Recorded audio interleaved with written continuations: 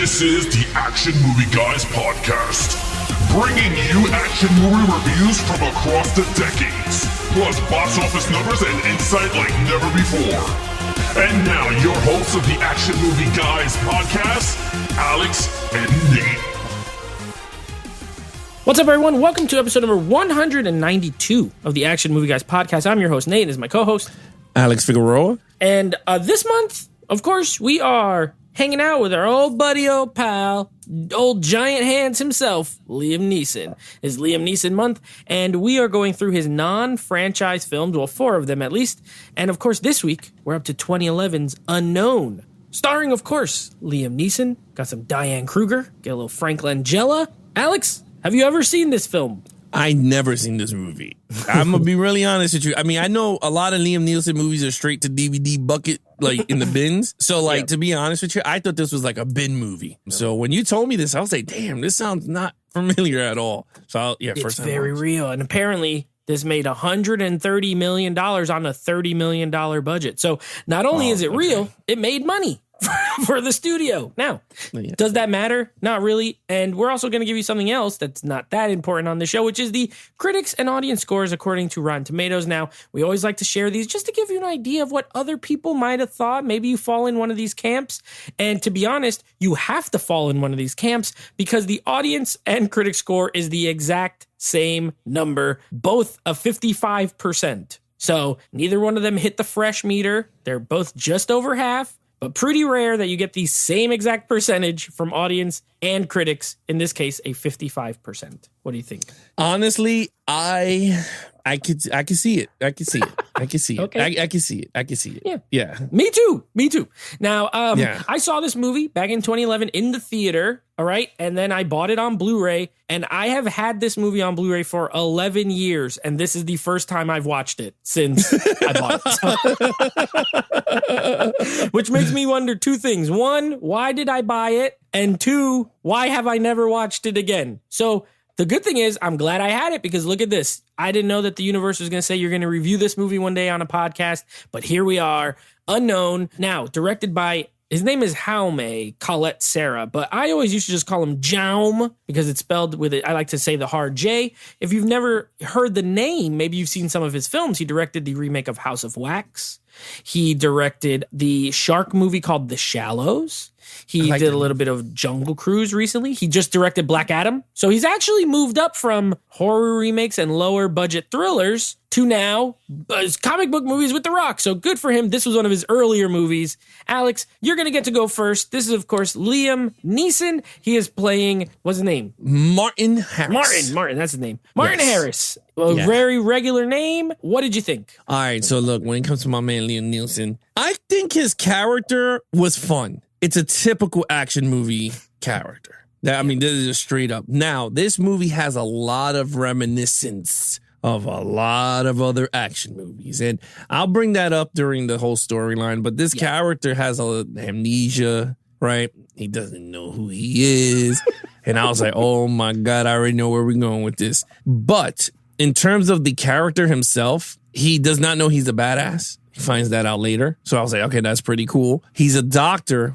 You don't know what. Through the whole movie, you really don't know what doctor he is. He could be a veterinarian for all I care. I agree. I'm like, what does he do? Is he like a scientist doctor or like a medical doctor? He's yelling at dudes in hotels. He's like, I'm a doctor. I'm supposed to be in the Senate. And I was like, what are you talking? Like, what doctor are you? Right. He has a wife that he's looking for. He's been in a coma for 4 days, I believe. I think it was 4 to 5 days. 4 days. Yeah, 4 days. He goes in the corner and there's like this whole mystery of where, like, what his 4 days went and everything and why his wife is not his wife. And this whole like Shazam type, not Shazam, but like this whole embogglement or whatever the word is. Everything falls apart for him in that one day, losing his briefcase, going back to get it. And he crashes into the river. And pretty much that's it. But the character himself, he's a very well-spoken man. He's a typical action character, to be honest with you. Is he physically demanding on screen? No, he's not. He doesn't do hand-to-hand until like the last 5 minutes of the movie, like give or take 10 movies when he goes up against the other guy.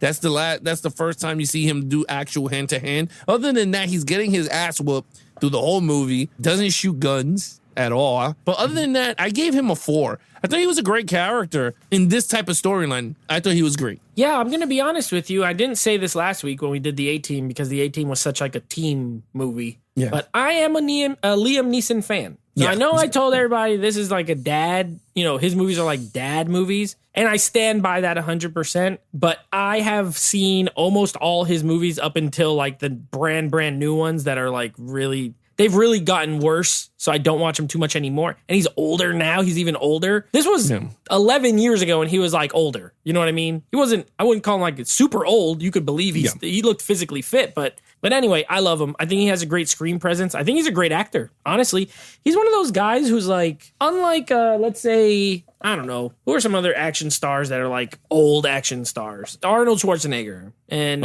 Sylvester Stallone and these guys. Although I do think Stallone's a good a good actor. Jean-Claude Van Damme, he's old. But what I'm getting at is Liam Neeson started off as like just an actor. He was not an action star. He was like a legit actor. He's been nominated for Academy Awards. Like he is an actor who then starred in Taken and became an action movie in his like second half of his career. I think he's good in this movie. I think his performance is good as the amnesiac. I believe everything. One thing I do like about him is I feel like he's believable in the roles he plays. Because he always sure, okay, he's a doctor, whatever. But if you just like look at how concerned he is to try to talk to his wife. I love the scenes where he's talking with them in the hotel. He's like, well, call this guy. Like, let me talk to you. Let me, whatever. Believable. I do like the character. I gave him the same score as you. I gave him a 4. We're saving the twisty turny stuff for the storyline, but I do like him in this movie. I think he's good. And I was right there with the character. I was confused as hell too. I'm like, what? And I've seen this movie. And I didn't remember. Remember any of it. And I was like, what is he doing? Who is he? And why are these people coming? And what is going on? So I think he did a good job. All right. Now, villain is going to be low. I don't even know. Really, there's not like a main like super villain or anything, but I'll just let you go. All right. So what I saw in terms of the villain was an organization type thing, which you don't even honestly bullshit, because there ain't no organization here. It was just like a group of villains. 15. Yeah, it was like a group of spy villains going after him for some reason. You really don't know. Towards the end, we're going to talk about storyline, so we're not going to ruin as much, but I gave it a 2. Okay. I to be honest with you, the reason why I gave it a 2 is because there was no clarification. God, I used a big word on this one. That was very There good. was no clarification in terms of where they came from, why they came after him. It was just him. I understand it was him. You're going through the character's coma process, which I don't mind. But even in movies like Salt, which has like the same type of storyline, it was clarification on why they were going after her throughout the movie, regardless of the whole amnesia crap. But in this movie, there was none. I don't know why they were going after. I don't understand why they took his name. I don't understand what kind of fucking doctor this guy was. Like, why was he so big for these villains? And at the end of the whole day, there was no reason to. It was just nothing. It just went after him. We'll talk about his storyline. But other than that, because of the no clarification, no sense of why they were doing what they were doing, I gave it a 2. Right. So the villains in this movie, it's an organization called Section 15. Doesn't get more basic than that. Section 15 of what? What are they a section of? Is this the CIA? Is this the FBI? Is it? I don't know. I'm gonna guess some kind of shady shadow organization of CIA or something like that. We'll just go with that. Section 15. Okay. The only kind of, I guess, main villain would be Frank Langella, who shows up because he's kind of like the one in charge and they're old friends. Alex, you're still nicer than me because I gave villain a 1. I gave it a 1. There's like the 2 henchmen who I don't even think they ever say their names. They don't talk. I don't even think they speak. I just watched this. I don't remember a single line that either one of them said. They're just henchmen, guys. All he said was "shut up" when he put the gun in her head. He said, "Shut up." Technically, well, we'll get to it in story. But yeah, I gave it a 1. It's weak. But this is not that kind of movie. So there are times where you can watch a movie, and even though the villain is a 1 in our category, it doesn't necessarily hurt the movie because it's not that style of movie, if you get what I'm saying. So it's okay. I did give them a 1, though, because they're kind of non-existent as far as like a person you could point at and say, that guy, he's awesome. You know what I mean? They're all kind of old. Everyone in this movie is pretty old, except the girls. They're, of course, 25 years old, and all the men are 60. Okay, action scenes. All right, action scenes. I gave it a 3.5. Ooh, okay. I thought it was good action scenes. Now, again, there's not much action scenes, but there was enough for me in this movie to be entertained because the action felt real. We watched the movie, me and you, and we laughed. Remember how horrible the action scene was when the guy fell in the water to get pills and then he came out and they were walking towards and then he ran into a building and the guys were like 20 blocks away and then they found out he was in the... What movie was that? That was when he went to get the pills. That was oh my God. And we were laughing. We were like, how did he know they were in there? And they were in the prostitute thing and then they went into... The Saint. Yes, this was the Saint. Yes. Yeah. So, but the only difference was this did way better than the Saint. That the action it flowed with the movie. That's what I gave it the half a point in the 3 because I actually gonna say it worked for this movie. I didn't give it a 4 or a 5 because it wasn't Liam Neeson wasn't the action star that we saw in Taken. He was not. I mean, I haven't seen much action movies with Liam Neeson, but he wasn't that the badass that we all know him. He's a doctor that has a coma and he's going through to figure out putting the pieces of the puzzle together. So with that, like I said, there wasn't much until the end when he whoops that guy's ass. I said, now this is what I should have got in the first damn part of the movie, but we didn't. So I was just like, okay, it is what it is. Other than that, I think it had a good quality action. It has sensible action, meaning that it made sense in the scenes for me, and the quality was actually cool. The car chase scenes was awesome. When he was in the taxi driving and they were driving a car, I thought that all worked very well. So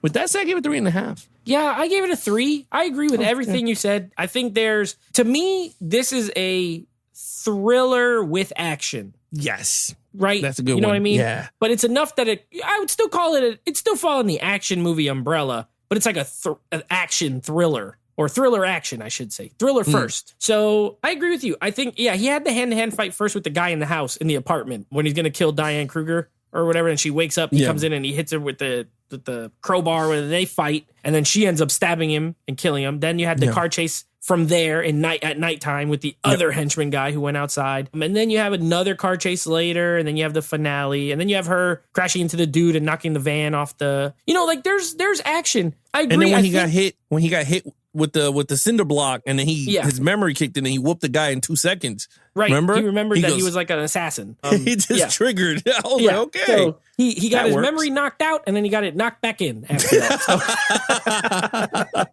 So that was pretty good. So I gave it a 3 because there's enough. There's just enough. I'd probably, if it was just this amount, but it was kind of crap, I'd probably go 2, but it was well shot. I think, How May Call That Sarah. One thing, I like him as a director. He's not ever going to be upper echelon, I don't think. But I like his style. I think all of his movies have a certain style to them, and I enjoy them. So I thought it was shot well. You could see what's happening. The first hand-to-hand fight's a little shaky, but Liam Neeson's old. We got to give him, we got to understand here. So other than that, I thought the action scenes were good enough, little spurts here and there to break up the story. So I gave it a 3. You gave it a 3.5. All right, storyline. All right, so this is where the movie becomes a generic action movie, like every action movie that we've seen. So with that, I'm trying to put this in a way that it doesn't hurt the movie because in its unique ways, this was kind of different from every other action movie that I'm about to name that has the same storyline as this movie.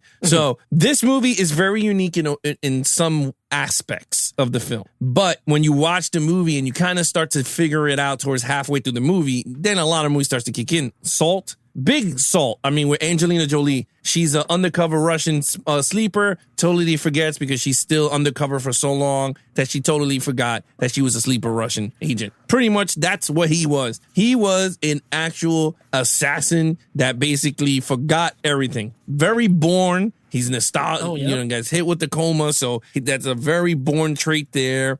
And I was just like, holy hell. Very The Saint with Val Kilmer, because at the end of the movie, they gave away the damn $1 billion thing for free. So I was like, this is such the Saint. Corn. Yeah, the corn. And then that one, it was some solar power bullshit battery or something. Yeah. I think it was, right? It was some sort of energy source.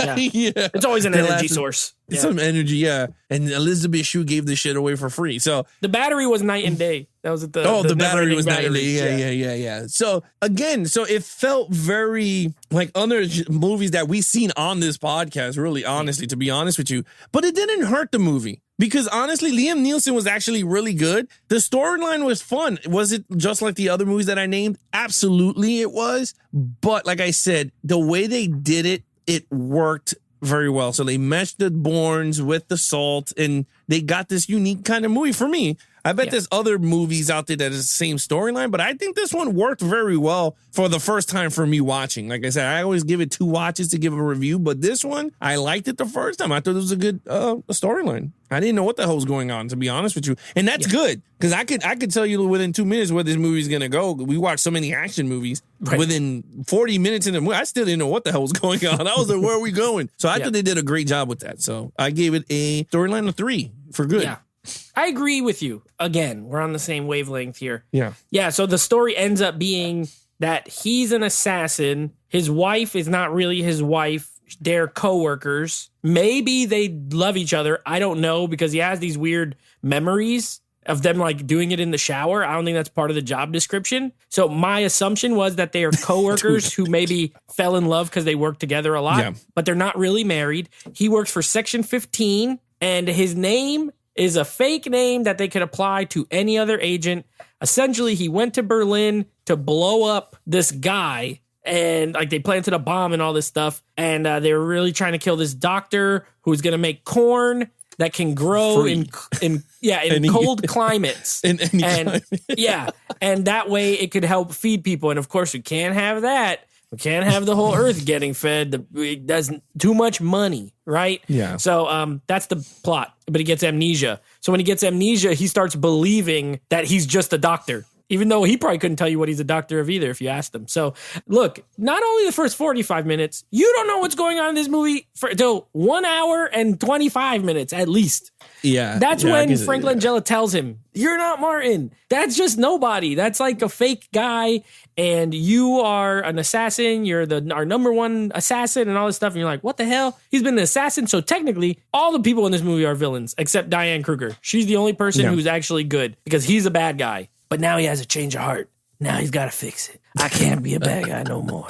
I got to be good. And I was fine with it. You're right. I agree with the comparisons to those movies. You know what else I compare it with? This feels like an Alfred Hitchcock movie. If Alfred Hitchcock made a movie that had some action in it, this is the kind of movie it would be. Mistaken identity, amnesia, person that thinks he's someone who's not.